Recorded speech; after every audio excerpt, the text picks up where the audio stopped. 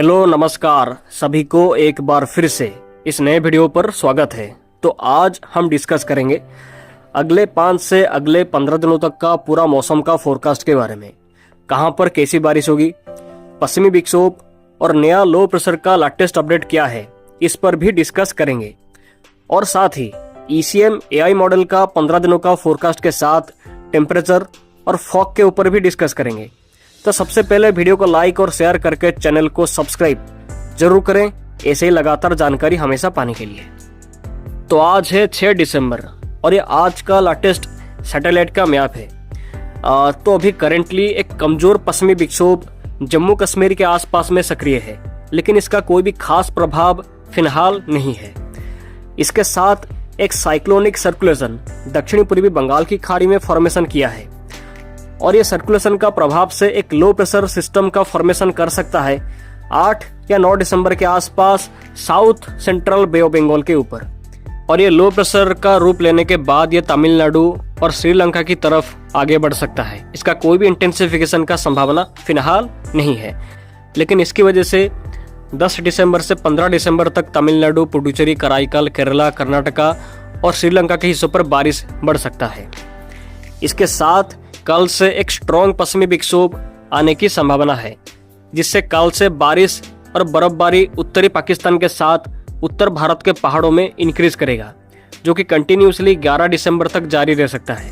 मतलब पूरे जम्मू कश्मीर, लद्दाख, गिलगिट बाल्टिस्तान, मुजफ्फराबाद, हिमाचल प्रदेश और उत्तराखंड के हिस्सों पे बारिश और बर्फबारी की एक्टिविटीज बैक टू बैक पश्चिमी विक्षोभ का प्रभाव से रह सकता है, कल से लेकर पूरे 11 दिसंबर के दौरान तक।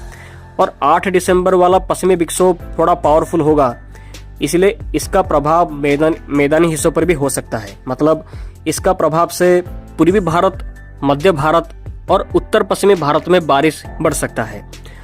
मतलब 8 दिसंबर और 9 दिसंबर को पंजाब, हरियाणा, चंडीगढ़, दिल्ली, उत्तराखंड पे बारिश मेघ गर्जना के साथ होने की संभावना है। इतना ही नहीं, बल्कि पश्चिमी विक्षोभ के साथ एक ट्रॉप लाइन का फॉर्मेशन कर सकता है 8 दिसंबर को, और ये ट्रॉप लाइन मध्य भारत से होकर पूर्वी भारत तक फैल सकता है। इसलिए 8 दिसंबर और 9 दिसंबर को पूरे पूर्वी और पश्चिमी उत्तर प्रदेश, पूर्वी मध्य प्रदेश, छत्तीसगढ़, झारखंड, बिहार, उड़ीसा और वेस्ट बंगाल के अलग अलग स्थानों पर हल्की बारिश हो सकता है। और ये पश्चिमी विक्षोभ का प्रभाव 8 दिसंबर से 10 दिसंबर तक रह सकता है। और 10 दिसंबर से एक और पश्चिमी विक्षोभ आ सकता है, जिससे 10 दिसंबर से 12 दिसंबर तक फिर से उत्तर भारत के पहाड़ों पर बारिश और बर्फबारी हो सकता है। इसके बाद फिर से एक और पश्चिमी विक्षोभ 14 दिसंबर से आ सकता है, जिससे फिर से उत्तर भारत के पहाड़ों पर हल्की बारिश और हल्की बर्फबारी 14 और 15 दिसंबर को भी हो सकता है। तो आज मध्य महाराष्ट्र, तमिलनाडु, पुडुचेरी, कराईकल पे हल्की बारिश का संभावना है। और 7 दिसंबर यानी कि कल को भी तमिलनाडु, पुडुचेरी, कराईकल, केरला, कर्नाटका पे हल्की बारिश हो सकता है। और पंजाब, हरियाणा, चंडीगढ़, दिल्ली में रात और सुबह के टाइम पर घना कोहरा यानी कि डेंस फॉग की कंडीशन बन सकता है। और 8 दिसंबर को जम्मू कश्मीर, लद्दाख, गिलगिट बाल्टिस्तान, मुजफ्फराबाद, हिमाचल प्रदेश और उत्तराखंड पे बारिश मेघ गर्जना के साथ होने की संभावना है। और पंजाब, हरियाणा, चंडीगढ़, दिल्ली में रात और सुबह के टाइम पर घना कोहरा पड़ सकता है। और 9 दिसंबर को पंजाब, हरियाणा, चंडीगढ़, दिल्ली, उत्तराखंड, जम्मू कश्मीर, लद्दाख, गिलगिट बाल्टिस्तान, मुजफ्फराबाद, हिमाचल प्रदेश, उत्तर प्रदेश, झारखंड, बिहार, छत्तीसगढ़, पूर्वी मध्य प्रदेश और उड़ीसा के कुछ हिस्सों पर हल्की बारिश की एक्टिविटीज दिखाई दे सकता है। और पंजाब, हरियाणा, चंडीगढ़, दिल्ली पे सुबह और रात के टाइम पर घना कोहरा का प्रकोप दिखाई दे सकता है। और 10, 11, 12 और 13 दिसंबर को श्रीलंका, तमिलनाडु, पुडुचेरी, कराईकल, केरला, कर्नाटका के हिस्सों पर बारिश इंक्रीज कर सकता है एक संभावित लो प्रेशर का फॉर्मेशन के चलते। हालांकि जो लो प्रेशर बनेगा उसका कोई इंटेंसिफिकेशन का होने की संभावना नहीं है और इसका प्रभाव भी वही 14 दिसंबर तक रह सकता है। लेकिन 15 दिसंबर से एक और सर्कुलेशन साउथ चाइना सी से आ सकता है। हालांकि उसका प्रभाव क्या होगा इस पर आगे डिस्कस करेंगे। तो टेम्परेचर के बारे में बात करेंगे तो उत्तर पश्चिमी भारत और पूर्वी भारत में मिनिमम टेम्परेचर पे 2 डिग्री तक कमी आ सकता है अगले 3 दिनों के अंदर।